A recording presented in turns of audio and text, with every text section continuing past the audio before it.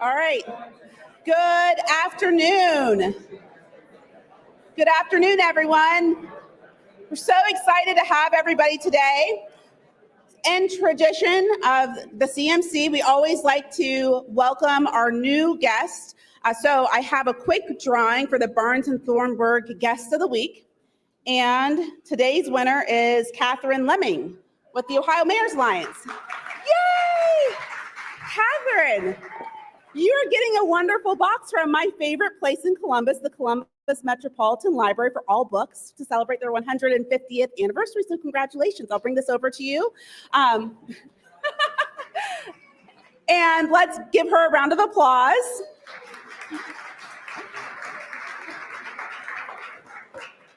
And I would like to welcome our CMC board member to introduce today's speakers and guests. Neil Juris will be coming up to welcome and get this conversation started. So thank you for being here.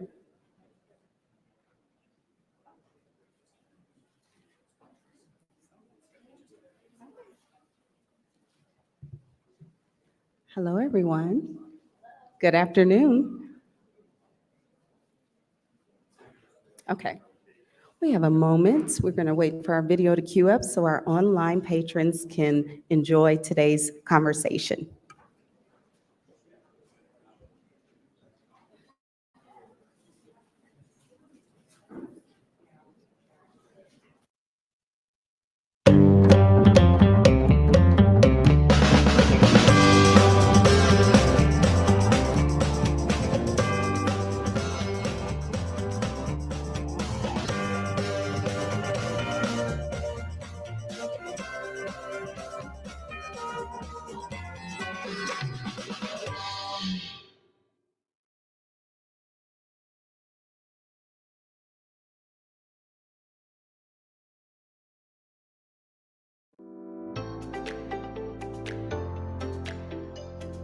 Join me at CMC.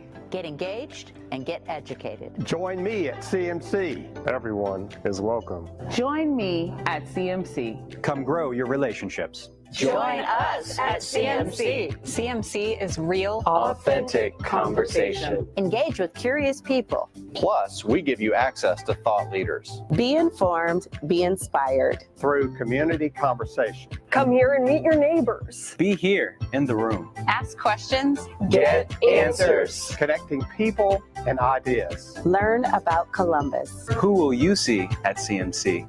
Join me at CMC. You're invited. Watch us on live stream or in person. You're invited. Join the conversation. You're invited. Welcome to CMC.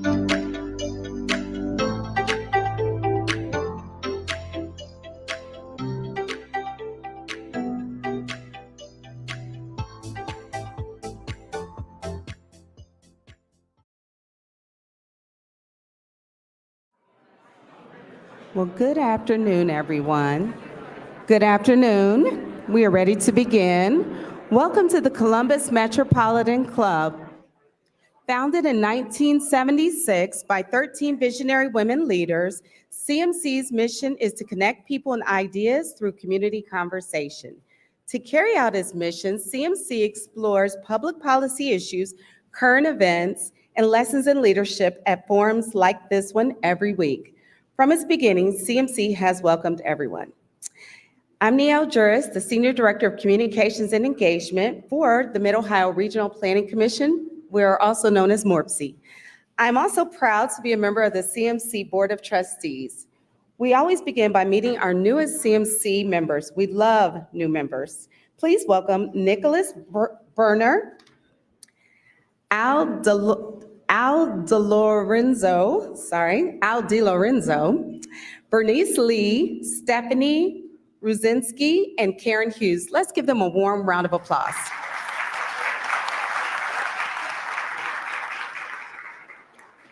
Welcome everyone to CMC. If you're not already a CMC member, you should be. Membership to the CMC is open to everyone. So what does it take to be a member of the CMC? It's a very complicated process of visiting the CMC website and signing up. It's simple, really it is.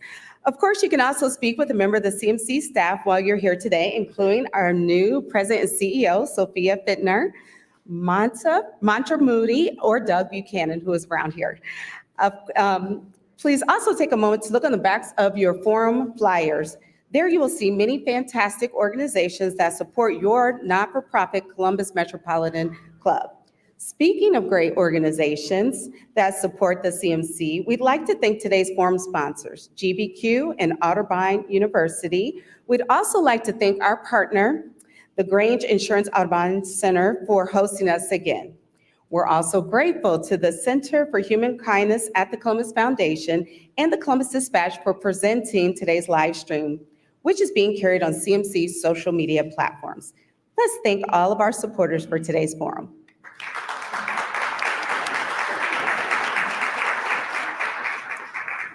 Today's forum focuses on how Central Ohio communities are preparing for a $20 billion impact. The changes to our communities from Intel's 2 new semiconductor plants will go far beyond the investment itself, and Intel's investment is just the start. Today, we'll hear from the mayors of 3 key cities on how each is planning for and embracing for Central Ohio's high-growth future. Chandler, Arizona, also home to an Intel plant, had 1 high school before Intel moved in. It's now the 2nd largest school district in Arizona. Will our towns be able to keep up with the region's exciting growth and even stay ahead? That is the question we will be asking today. To introduce today's panel, please welcome John Comerford, the president of today's forum sponsor, Otterbein University. John, the podium is all yours.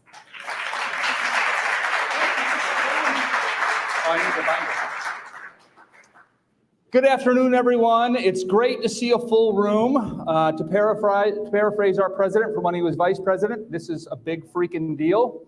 And so it's understandable we have a full room. And I think about why we have a full room for an event like this. And yes, the numbers are huge. Intel's going to bring a $20 billion investment, 3,000 well-paying jobs. And that's just phase 1 of what could be a 5-phase prospect. And so it is a big deal in that respect. It's also a big deal for our communities. And that's what we're all here to figure out. Everyone in this room is trying to figure out where the puck will be so we can be ready when it gets to us. That's what's bringing us all together. And today we get to hear from 3-4 outstanding leaders who are already thinking about where the puck is going to be in their communities. I know at Otterbein we're thinking about this already. We're thinking about this because I can't have a conversation in Central Ohio that doesn't begin and end with workforce, workforce, workforce. We're going to need the talent to capture these full opportunities. And so that's about serving our current students, making sure that they are ready with the right curriculum, our engineering programs and everything else, and the right hands-on applied experiences to make sure they're ready to go right to work when we need them. It's also important in higher education that we reach out to new populations, adult learners, short-term certificates, things like that, to make sure that we lift up everyone with these opportunities. And so we're all excited to learn from today's panel, and it is my great opportunity to be able to welcome them. We have Donald Barnard, the mayor of Johnstown, Lori Jadwin, the mayor of Gahanna, Sloan Spalding, the mayor of New Albany, and our host, Carrie McCarthy, executive director of the Ohio Mayors Alliance and the Ohio Mayors Alliance Foundation. Please welcome our guests today.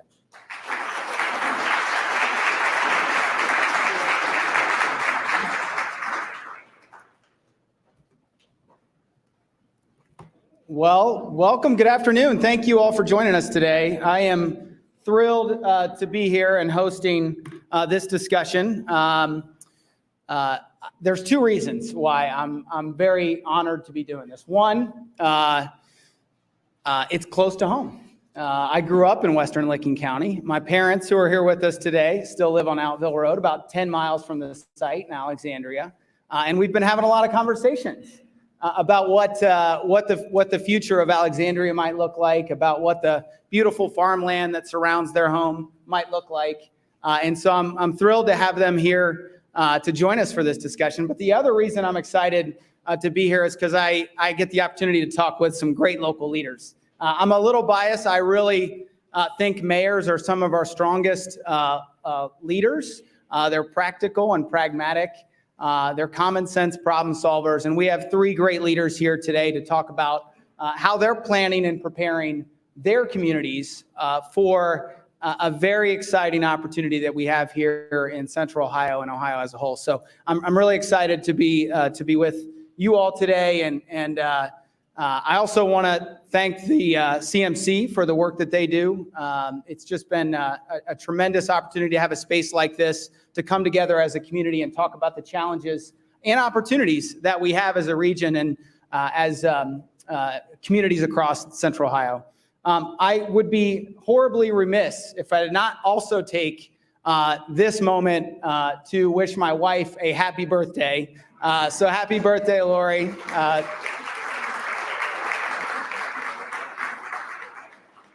I will not embarrass you any further. How about that? Well, let's jump in. The stage has been set. We understand the potential, the opportunity, the excitement that comes along with an announcement like Intel coming to Ohio. But let's jump right in and let's hear from the mayors who are on the front lines of planning and preparing their communities for this great opportunity. So I'm just going to open it up with one stage setting question. Just ask each of you to kind of briefly describe your communities, give the audience a flavor for your communities, and then in a sentence or two, try to summarize how your residents are feeling about having the largest economic development project in Ohio history come into their backyard. So Mayor Barner, why don't we start with you? Well, thank you guys for having me here tonight. Thank you to Otterbein. Special thank you to GBQ. They actually gave me my first job in Columbus 23 years ago. So thank you to them. Johnstown is home. I think that's the best way to describe it. It's a small city. We just hit city status about a year and a half ago, about 5,100 individuals, but it's truly a home. It's a place where citizens love to be. They're very proud of their city. They're very proud of their school district. And I think the biggest thing, the impact of Intel and how they reacted to it, it was a lot like the death of a family member. It was, and the cities went through grief, losing farmlands, losing things like that. But as time has went on, they've seen the benefits of what Intel is going to bring. They've seen the opportunities that are going to come. So for them, it's been stages of going through this. And I think right now, majority of citizens of Johnstown are really excited about Intel. That's great. Thank you. All right, gentlemen. Hi. Good afternoon, everyone. And equally, thank you very much for the invitation to participate today. Thank you to CMC and to our sponsors. For those of you who might not be familiar with Gahanna, we are located in the northeast quadrant of Franklin County. We're 10 minutes northeast of downtown, 10 minutes southwest of the Intel site. So we're kind of right in the middle of that bullseye.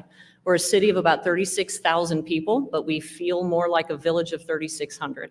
It's a community that is welcoming, it's warm, it's a generous community. It's a community with great character, and like Johnstown, its residents take great pride in Gahanna. We're known for things like the herb capital of Ohio, Creekside Blues and Jazz Festival, Holiday Lights, and of course our Creekside district that has the big Walnut Creek meandering right through the heart of our downtown.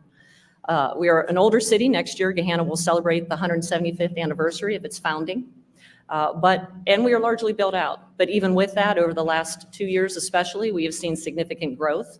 We've had close to $500 million of new capital investment in new construction and expansion projects.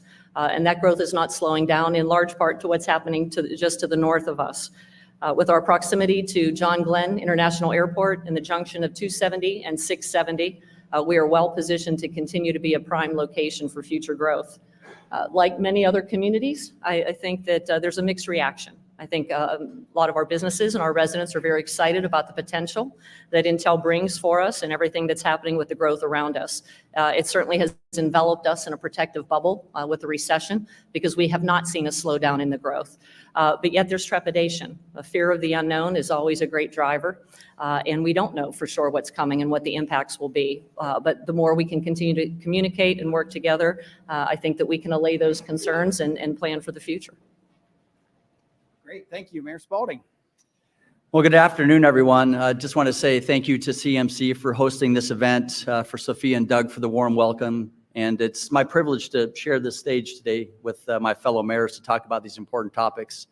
But the question is to describe briefly New Albany. And I know we have a short period of time, so I'm going to try to choose my words carefully, but kind of want to start in the beginning. New Albany was founded in 1837, and much like Ohio, was a predominantly rural and agricultural community. For much of its existence, it was just a quaint village on the road between Granville and Dublin, literally a one-stop sign kind of town.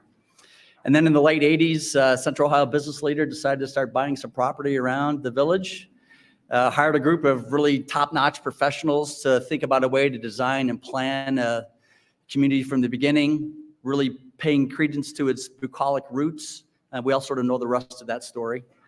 But at its heart, New Albany is known for being a thoughtful, planful, purposeful community with high standards. But I'm asked the question, what makes New Albany special? And for me, it's the people. I've lived all across the United States in a variety of different places, and the people in New Albany are special.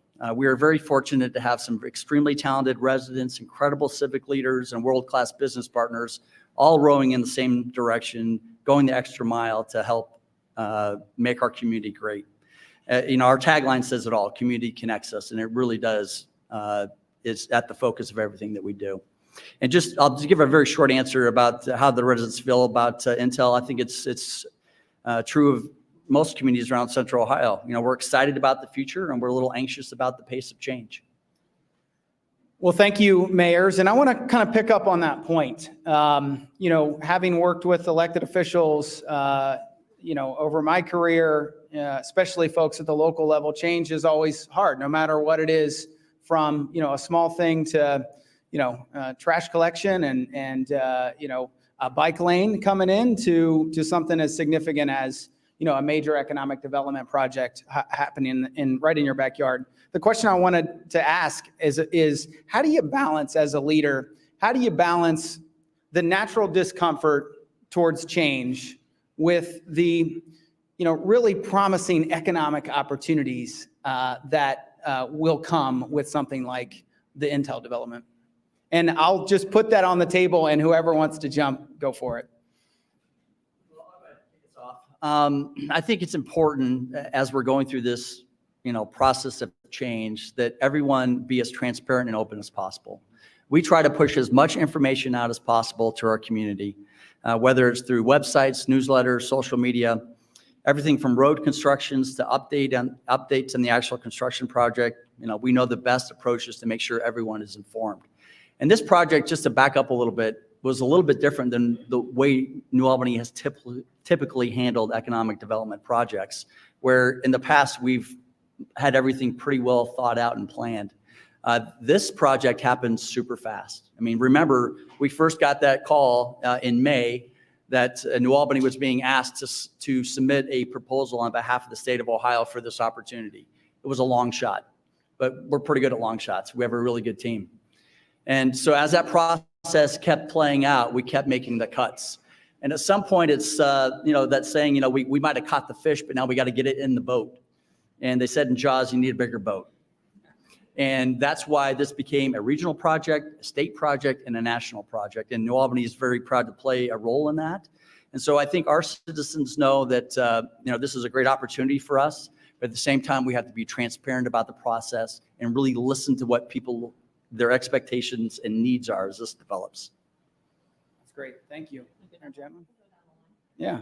I had to actually chuckle when I saw this question because I know there's some economic development experts in this room, and I thought, gee, if I had the answer to how to allay resident concerns about change, I'm pretty sure I could get a job as the highest paid economic development director in the nation, because that's something we all face.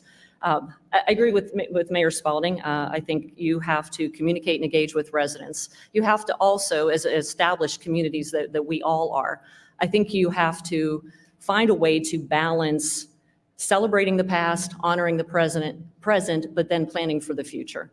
And you have to continue to share with residents that moving forward is not letting go of who you've been and who you are.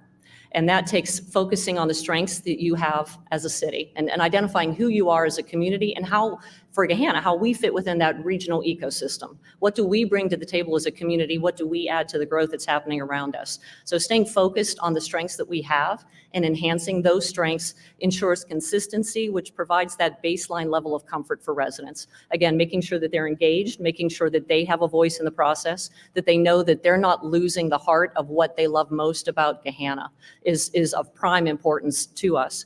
But focusing on our strengths, our school system, our diverse community, the parks and open spaces that we have. I just spoke at our senior center about a week ago, and one of them asked me about Intel and expressed concern that with the growth that's happening, are we going to lose our parks?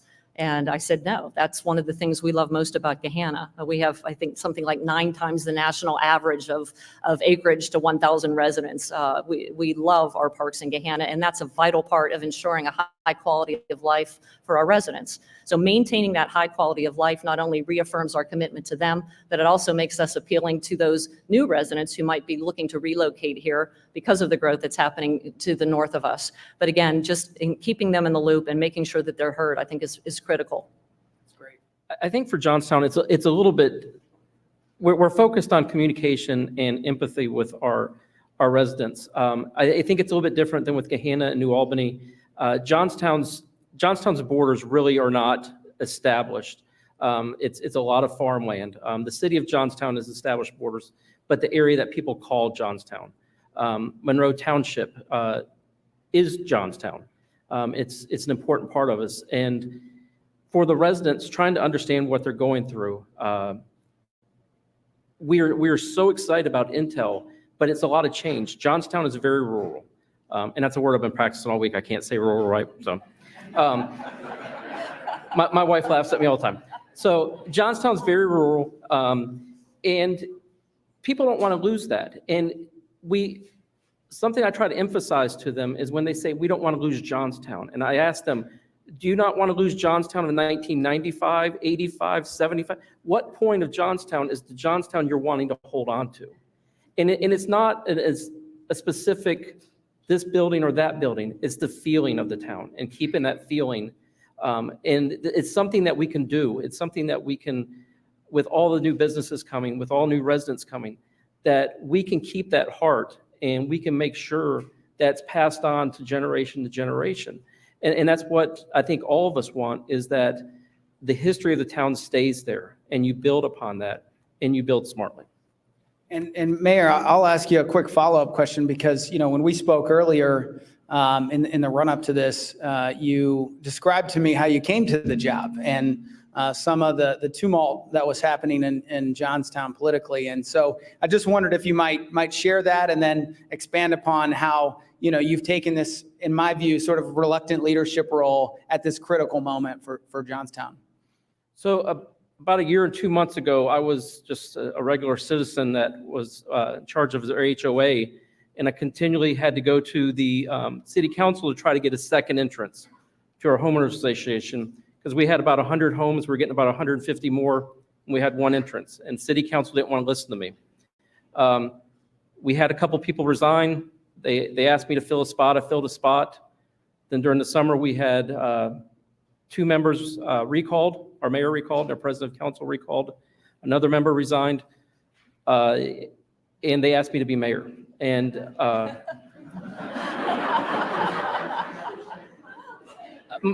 my family can't believe it. Anybody who knows me can't believe it that I haven't said something stupid and screwed up yet. But I try to tell people that what our town needs most is kindness and loving each other and trying to keep that closeness. If we fight, our town's just going to be broken apart. And so we've tried to come together. We have such a close relationship with our school district, trying to work together so that when Johnstown builds in the future, that we build together, that our schools can handle the incoming people that are coming. We don't want to focus so much on growth that we forget about our school and our school gets left behind. So that is our main focus right now and how I got the job somehow. Thank you.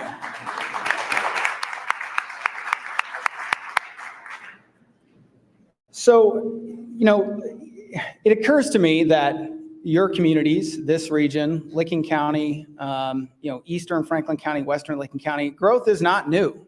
I think about Johnstown and, from my perspective, knowing Johnstown, growing up in that community, but living in Columbus now, over the last decade or so, I've met countless people that work here in Columbus and said, oh, I live in Johnstown.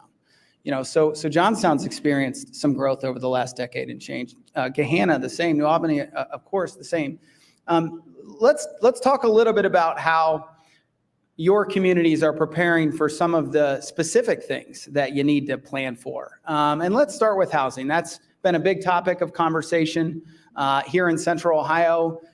Supply exceeding demand, and how do we meet that demand? And then how do we meet that demand once these facilities are operational? So Mayor Jadwin, I'll start with you this time. I get for making eye contact. It's good. No, I'm fine. Just look straight ahead. Housing is a challenge. It's a challenge for every community. But again, I'm going to keep referring back to the fact that we are largely a built-out community, much like Reynoldsburg, Whitehall, Bexley. We've all had conversations. I saw my friend Ben Kessler come in here. I know we've been having dialogue. Gahanna is a community where 60 to 62% of our population has lived there their whole lives. So ensuring that we have that diversity of housing options, affordable housing options that meet their needs through every phase of life is critical. And everybody from the young professional who's just starting out to empty nesters that don't need a 4-bedroom house anymore but still want to live in their community, to senior citizens who are retired and just need a place to live and maybe don't need to take care of a home anymore. So those conversations were happening before the Intel announcement, and that Intel announcement has just exacerbated the demand and how are we going to address the supplies for this. In 2021, we had 3 multifamily housing projects that were approved. It's the first time we had multifamily projects approved since 2015 in the city of Gahanna. Those 3 projects combined will add about 400 units to the community. So those are underway now. And as we've worked with developers in those projects, making sure that there is a component of affordability built into those numbers and those units has been part of those discussions and something that we have required as well.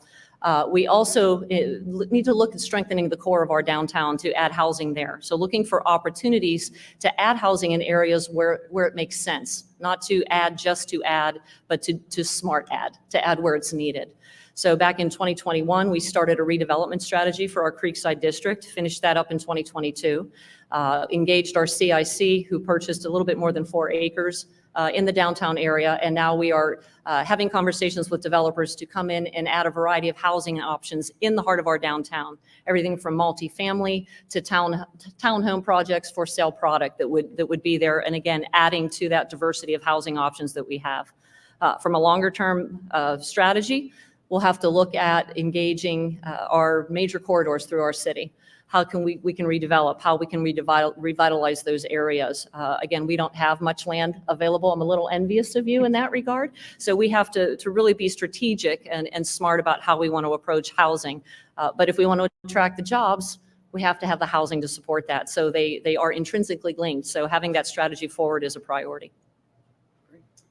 Yeah, I mean, housing's a big part of this conversation, and thankfully the region's been discussing this issue for a number of years. It's not a new topic, certainly something we discussed long before these large economic development projects were announced.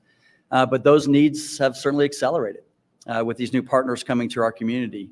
MORPC has done their study over the next 25 years, and the 15-county Central Ohio region is on track to reach nearly 3.15 million residents by 2050, which actually is sort of a slowdown in the growth rate that we're currently experiencing.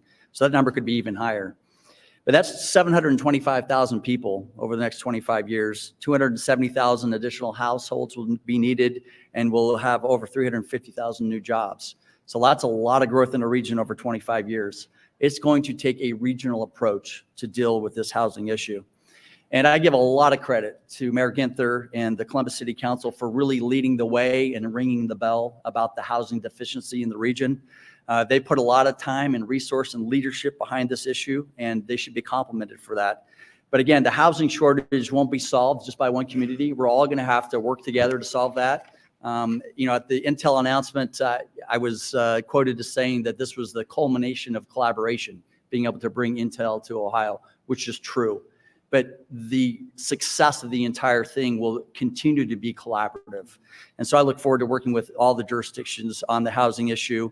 And, as Mayor Ginther said just a couple of weeks ago, we need housing types of all sorts, from $1 million homes to affordable single family residence to workforce rental options. The entire portfolio has to be provided.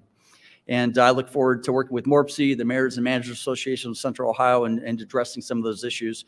But part of it, to be fair, is sort of a communication effort with our residents. They need to understand the development pressure that we're facing and that we need to think differently about housing.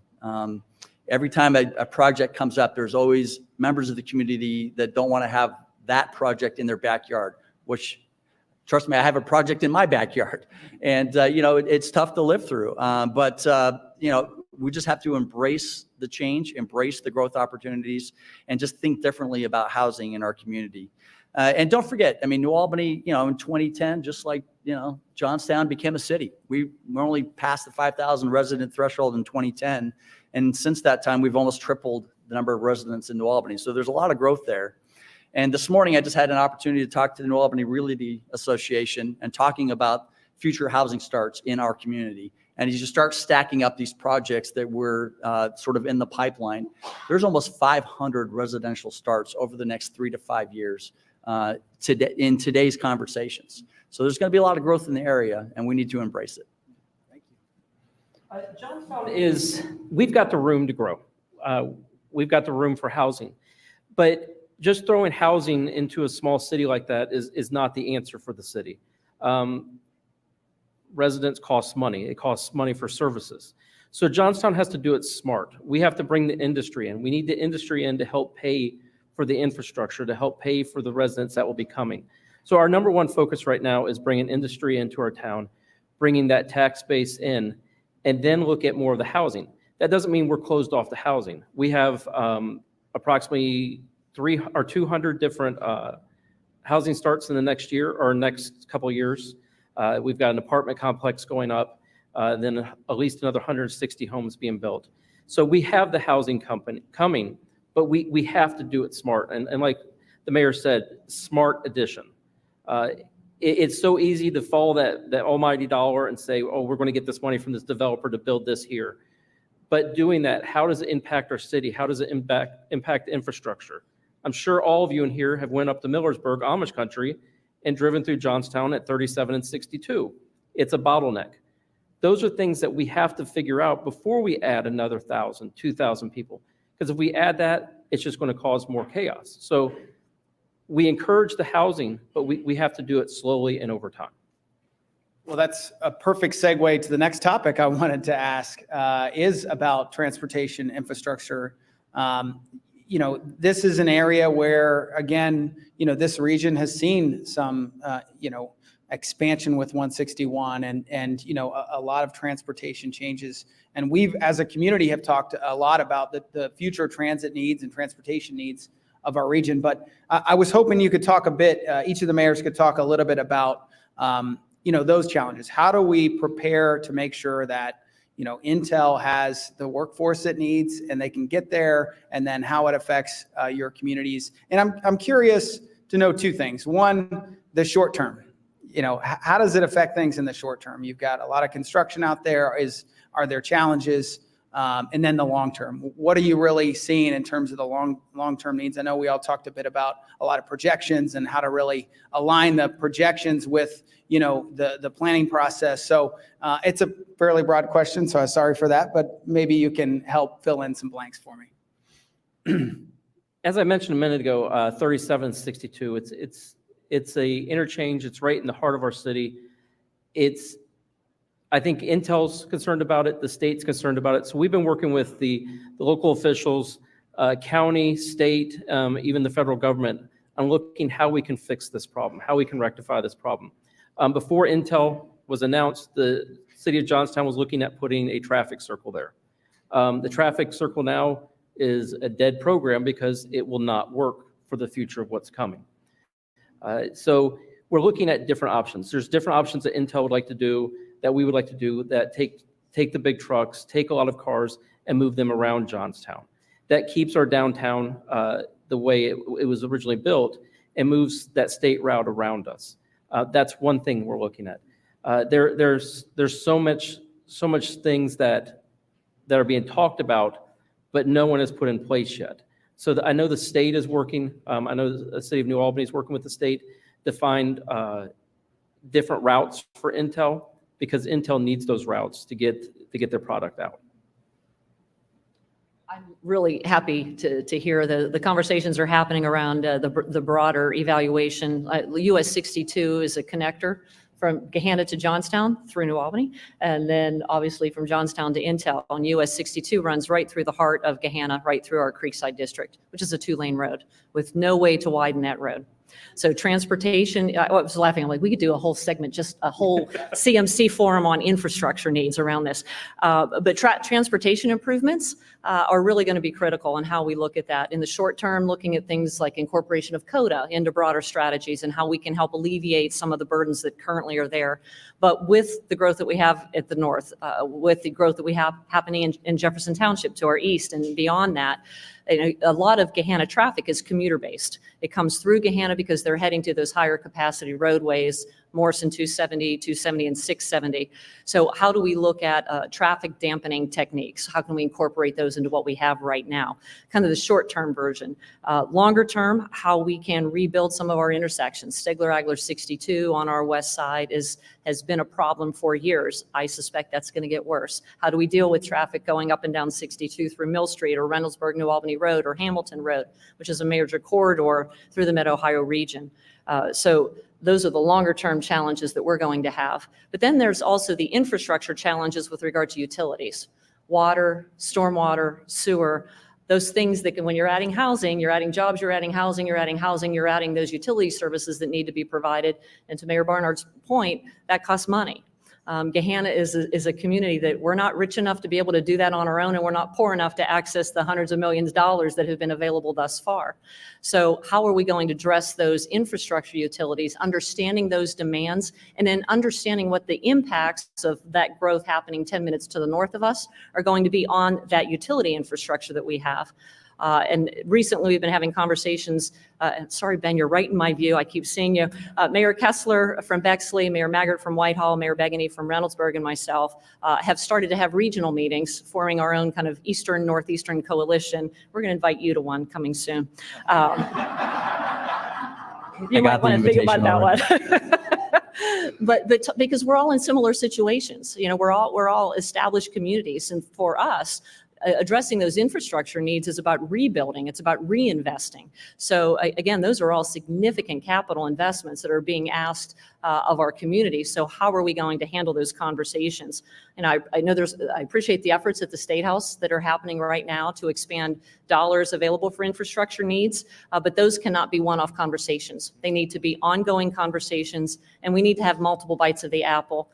As we continue to pull the thread on this project and it continues to evolve, there are going to be more demands that come forward, and we need to be nimble, I believe, at all levels of government as to how we're going to respond to this.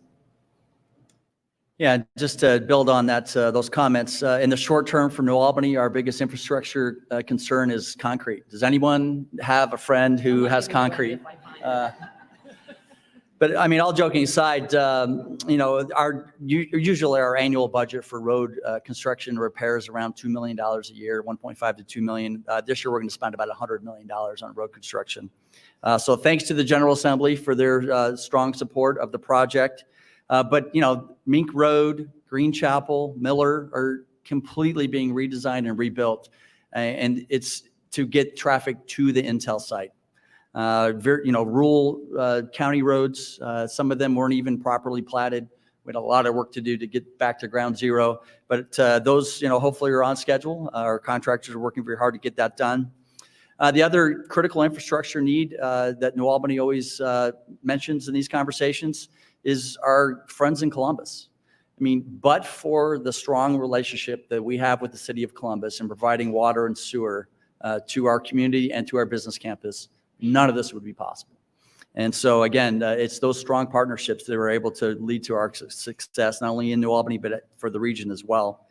And then you touched on transportation, and I just want to just highlight the fact that, you know, this is probably the one issue that's going to be maybe the most challenging to tackle. We don't have light rail. We don't have subways.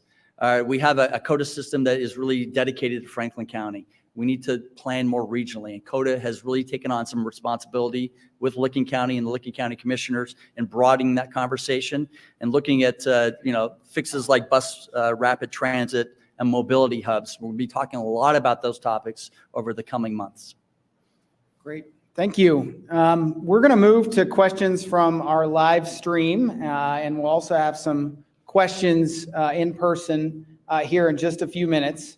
So if you have questions, you can make your way to the microphone now, but if you're watching online, please type your questions into the chat. But before we take those questions, I want to ask one last question for the mayors who are with us today. And we've talked a lot about some of the challenges up front. We've talked a bit about some of the mechanics of just planning for something like Intel, but I'd really like to hear, when you think long-term, when you think out what the future of your communities looks like 10, 15, 20 years from now, tell me what you're most excited about. And let me put it another way. Tell me what are the things that worry you, and then what are the things you're most excited about when you look way into the future and thinking about your communities. Yeah, I'll just a brief comment. Everyone likes to focus on Chandler, Arizona, which makes sense. That was the last Intel site that really fully developed. But there's some stark differences between Phoenix, Arizona, and Columbus, Ohio, between Chandler, Arizona, and New Albany, Ohio. Companies like Intel, PayPal, Lockheed Martin, Wells Fargo, Chandler attracted a lot of really big corporate partners that helped drive the growth. But it's also the Valley of the Sun. And a lot of folks retired to that area. And so if you look at the growth in Chandler, Arizona, there were multiple reasons why their residential growth peaked and accelerated so quickly. Things are different in New Albany. One of the questions that was asked was, about the schools. And so my biggest concern in our community is maintaining the quality of our school district. And I just don't think that point in the conversation gets mentioned enough. Communities like New Albany that are new and high growth, and the state views as having capacity to maintain their schools at the local level. And I'm not criticizing the funding choices of the state. There's a lot of things they need to spend money on. But New Albany, we pay for almost 100% of our school district, not only the construction, but the operation. And so every time that we start a housing start, we need to carefully consider how it impacts our school district.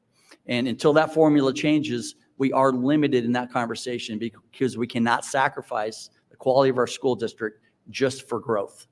And that's even taking into account that New Albany, when we abate a project, we actually make up to the school district with our own income tax, the revenue that they may have, quote, lost in that abatement. So we go that extra mile to make sure that our schools are getting all the economic support they can from the city. Ditto.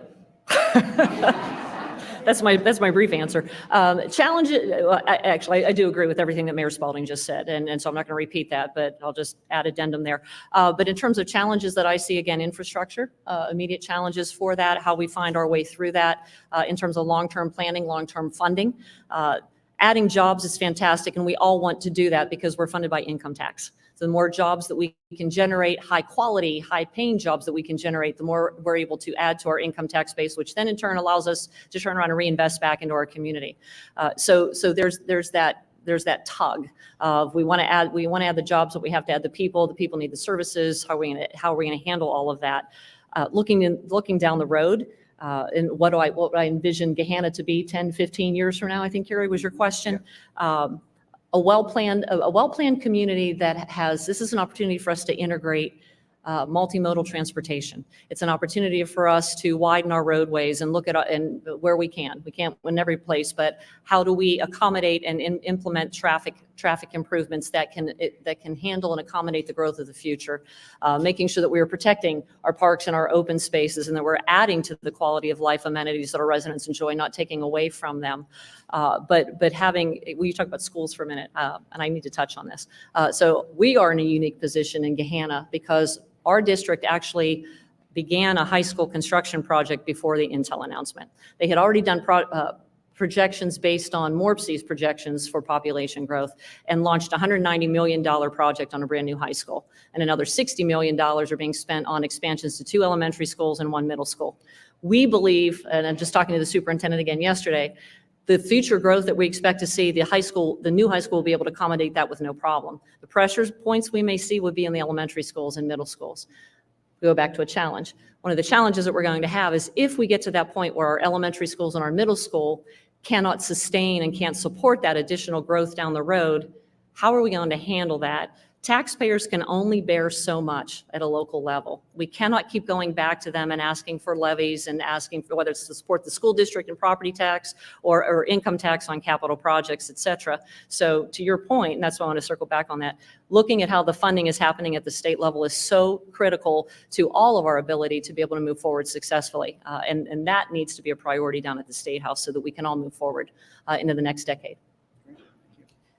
I think my answer is a little different. I'm excited for Johnstown for 5, 10, 15 years down the road because this is the second founding of Johnstown. This is the chance for Johnstown to fix any issues that we've had in the past and move forward with our industry coming, with our roads, with everything. This is our chance to move it forward into the future. And with that being said, the thing I'm most excited about is I have 3 daughters. One's college, and the other one's kindergarten and 2nd grade. And with the addition of Intel, with the addition of all these suppliers, all these other companies that are coming, my daughters are able to see other women working in these industries. Emily Smith from Intel, she is a phenomenal ambassador for Intel. If you've never met her, please do. Just incredible lady. And she's such an inspiration to young ladies who are growing up who in our generation didn't have the arts and the sciences to follow along. And I feel like the children of Johnstown are seeing this. The STEM program in our schools is going to be incredible because of Intel. So it gives the children of Johnstown a brighter future than what many of us would have had living in that small town. Now, my biggest concern for the future is our schools and how much are we going to overload them. Our current high school holds about 500 kids. And they've already started making plans of the future high school that would hold 1,500. And that's the kind of change they have to start looking at and how the city can work with them to make that change slowly and gradually. And so the schools can provide the best education for the kids because the town's ours right now, but we're preparing it for the future. And that's what we've got to do right, because if we do it wrong, what does our future have? So that's what I'm most excited about is what our children in Johnstown have, specifically the young ladies who are going to have a total different worldview than what we had. Excellent. Thank you so much, Mayors. We're now going to turn to what is a longstanding tradition at CMC, which is to take audience questions. Sophia, I think, is curating the questions from today's live stream. So for those of you here with us today, please make your way to the microphone, which evidently is back there. And I do want to make one programming note, just out of respect for the process here. Please keep your questions to questions and not statements. I was asked to remind folks that questions are supposed to end with question marks. So let's be respectful of that process. And so with that, I guess, Sophia, I'll kick it to you for the first question from the live stream. Great. Thank you so much. This question is from Todd Houston. Will the rapid development and housing shortage cause a large increase in property taxes? And if so, what can be done to protect fixed or low-income residents from the effects of rural gentrification?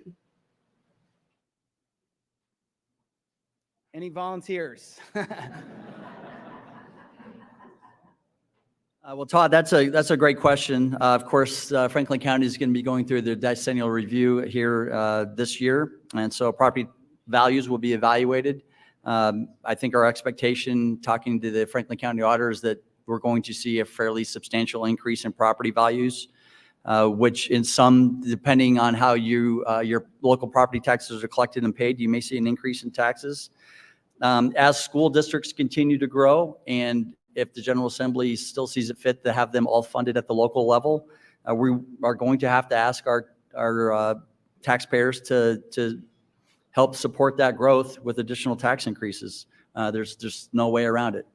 As far as the fixed income issue, that's a great question. And I know there's conversations going on at the General Assembly focused mainly around tax treatment for older citizens.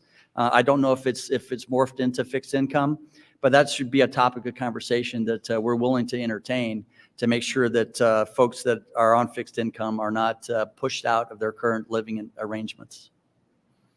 Excellent. Question from the audience. Hi, Ray Paprocki, RS Rock Media. This is for Mayor Barnard. Johnstown, first, applaud you for showing up for your community and sticking around. You mentioned attracting industry as a balance to the community. My question is, you have a highly efficient neighbor in New Albany that knows how to attract business. What kind of industry can Johnstown attract to differentiate itself from others in the community? I don't know if we really have to differentiate ourselves or want to differentiate ourselves. I've met with Mayor Spalding. Our city manager has met with the city manager of New Albany. I'll be frank. New Albany's done it right. They're the varsity. We're junior varsity. We can learn from them, and we want to learn from them. I would be happy to have any of the industry that they have in their area. And so we're working on job-focused industry that is going to bring the tax revenue to help our schools, to help our city build. I often think of it as the city of Johnstown has kind of won the lottery, and we want to buy this $1 million house, but we're not getting that lottery for another 5-10 years. How do we afford to pay for that house? We've got to get our roads. We've got to get our infrastructure set. Mayor Spalding said water. I don't think many people here realize how crucial water is and how big of an issue water is. It's an unregulated industry or area in Ohio that is kind of a free-for-all. Whoever can get there first gets the water. So we need those jobs. We need those tax dollars come in so that we can expand, so that we can provide the jobs for those coming, so that we can provide the homes for those. Intel's a mile from our city limits. So we know that we're going to get some of that housing. I think Central Ohio is unique, that you could live in Johnstown and work at Honda in Marysville. You can work in Hilliard. People here work and live total different sides of the city. So we realize we're not going to get all the housing, but we have to prepare for some of it. So I think that's my best answer for you on that. Thank you. And now I think we're going to take a question from Sophia via the live stream. That's correct. So we had a question about how is the potential environmental impact being addressed, specifically from the cities, who will be impacted by the Intel project. Yeah, so our economic development team is working very closely with the Ohio Environmental Protection Agency, the regulator for this site. Intel is one of the world's leading industries, our industry leaders as it relates to environmental protection. They have a great track record of that. They hold themselves out to that high standard. And the city of New Albany is going to work very carefully with them and with the EPA to make sure all of the permits are being met and that the regulations are being followed. Partners at Morpsey, I think is critical to this discussion as well. Morpsey has a sustainability advisory committee. I happen to be the vice chair of the Sustainability Advisory Committee, along with Ben Kessler of Bexley. There's a theme through this luncheon. Who's the chair of this of the committee? But that is a conversation that we are having as we continue to meet on a monthly basis and asking those questions. We have representatives of Ohio EPA that sit around the table, as well as other environmental organizations. So making sure that that dialogue continues to happen and the questions are being asked and answered will be critical and are continuing. Excellent. We have enough time for one more, I think. We have quite a few questions from our live stream. To go along with the Ben Kessler theme, we've discussed a lot.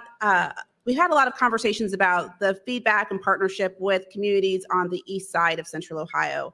Mary McMartin asked, any update on the growth beyond the initial phase? And specifically, are there any similarities between the growth from when Honda came into the corridor around Marysville, Dublin, and Powell that we can learn from? Yeah, I mean, I think the example everyone points to is the Honda, expansion around the Marysville area. At that time, it was the largest economic development project of the state of Ohio. Intel has eclipsed that. But if you drive through and around Marysville, it's still Ohio, right? There's plenty of farmland. There's plenty of rural corridors. There's still the city of Marysville is very quaint. So even with that huge economic development partner in their backyard, they still maintain their character. And I have that expectation moving forward with Intel as well. And that's going to take regional collaboration and regional efforts to solve the issues around mobility, transportation, housing, and workforce. Great. And then my next question is from Richard Needles. And actually, we've had a couple of questions come in about this. We've just discussed the initial phase of the Intel investment, but what's next? What's phase 2? And are we prepared for the future's future? Well, in short, Intel made an initial commitment to the state of Ohio and the city of New Albany to do the first phase. So those 2 first fabs, which are under construction today, it's an impressive construction site.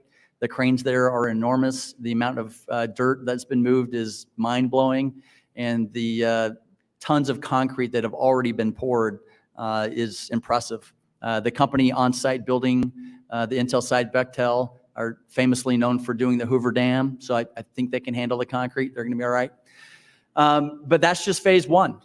There's room there to actually expand that from a $20 billion investment to a $100 billion investment. If you look at Intel's track record on land that they own stateside, they've usually gone to the full extreme of the build out. And so we would have some anticipation that over a 30-year horizon, we would see that build out complete. It's going to be a long process. The other thing that's important to remember, and where Johnstown and our regional partners come into play as far as an opportunity, is that Intel has about 150 suppliers that they have to do business with on a regular basis. 100 of those have a presence in Ohio. 50 have to find a new home. So I see Ted Greer right here. Any of you looking for a home, talk to our friend Ted. He'll find you a great spot. But there's plenty of opportunity around the region for these suppliers to find a place to call home. And I think that's the opportunity that communities like Johnstown, Gahanna, and our regional partners can take advantage of. And that actually relates to the question you had, Mayor, that came earlier about how do you want to differentiate yourselves? I don't know that, I agree with you. I don't know that we do, because we're already in Gahanna seeing the fruits of that coming with tertiary and secondary suppliers to Intel and Amgen, Jim, for that matter. We just had a company that located to Gahanna last year that is a supplier to Amgen, chose Gahanna because they wanted to be close to the airport, the rail, and right next to Amgen, and fell in love with our community. So there are benefits to be had, again, by this continued expansion. It's not just going to be the Intel growth, it's the continued rings that continue to evolve. I think one of the other things that we take for granted in this room is how lucky we are to have this. I was talking to the mayor of Coshocton not too long ago, and he emphasized, is there any suppliers that can come out this way? All these areas in Ohio that have been beat down for so long would have loved this opportunity. We have this opportunity, and we need to get it across the finish line. And we need to do our best we can to make it a place where more want to come in, that we have the opportunity for more people. I think we have time for one more question from online. This question is from Trina Averett. What types of plans do you have to address childcare needs for the incoming workforce? Well, the CHIP Act, and I heard, sorry to keep answering every question, but the CHIP Act actually requires Intel to have a plan as it relates to provide the provision of childcare for their workforce. So there's already some conversations underway on how that part of the requirements will be met. So yes, childcare will be a focus of this project. And again, looking at our regional partners, if you are a childcare operator, we're open for business in Gahanna, in Johnstown, in New Albany. We're looking for those partners as this project starts to develop. And I would say the governor's initiative that he just introduced to support childcare, recognizing that that is a huge challenge as we continue to look at our workforce issues, making sure that there are opportunities for funding to help support childcare related programs so that we can assist with those workforce demands. I think is something that we'll all be looking to tap into and integrate. And it's got to be affordable. Affordable childcare. Because, for instance, since I went to a Subway yesterday, grab something to eat, and there was a lady who had her child in a stroller behind the counter. And I was thinking to myself, what could an affordable daycare do for this family to let her be able to work and focus on her job and do a better job? So it's got to be affordable, and we really need it. Well, I wish we had more time, but we're coming up on 1 o'clock. And with that, I'm going to turn it back over to Neil Durst.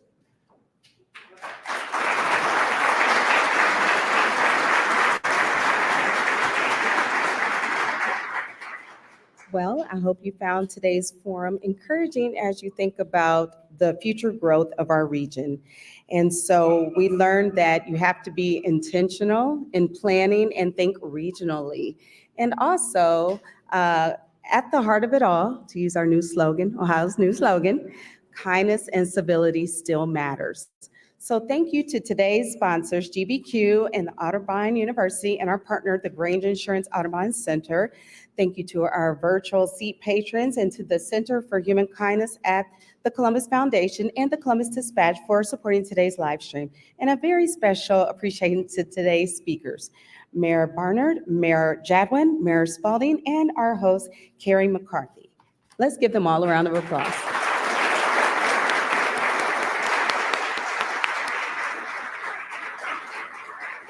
So inside of your program is this insert. So we want you to take a look at this because you want to make plans to attend next Wednesday evening, not the day, don't come here, for this special forum at the Columbus Museum of Art. There's no fee, but registration is encouraged. We'll mark Jane Scott's departure from CMC and Sophia Fittner's arrival with a special evening program that starts at 5:30 p.m. And again, that's at the Columbus Museum of Art. Please take a moment to answer the short survey that's on the back of this to let us know how we did today and to let us know your feedback. We could not do this without you. Thank you for joining us, and see you next Wednesday evening at the Columbus Museum of Art. Have a great day.